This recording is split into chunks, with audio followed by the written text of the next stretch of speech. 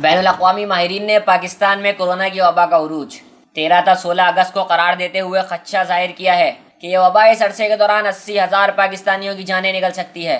ہم اس تباہ کن وبا کے نقصانات کو روک نہیں سکتے، لیکن احتیاطی تدابیر پر سختی سے عمل کر کے یہ نقصانات کم کیے جا سکتے ہیں۔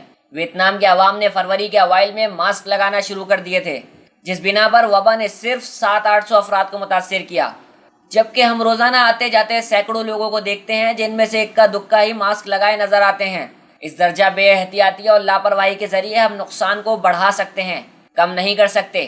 کراچی میں اسلامک میڈیکل لرنرز ایسوسی ایشن املا کے زیر اہتمام کورونا کی موجودہ صورتحال اور ہماری ذمہ داری کے عنوان سے منعقدہ آن لائن ویبینار سے خطاب کرتے ہوئے ڈاؤ یونیورسٹی آف ہیلتھ سائنسز کے وائس چانسلر پروفیسر محمد سعید قریشی نے کہا کہ یونیورسٹی کالج لندن کے ماہرین نے خبردار کیا ہے کہ ملک کی مجموعی صورتحال بہتر ہونے کے بجائے بگڑتی جا رہی ہے۔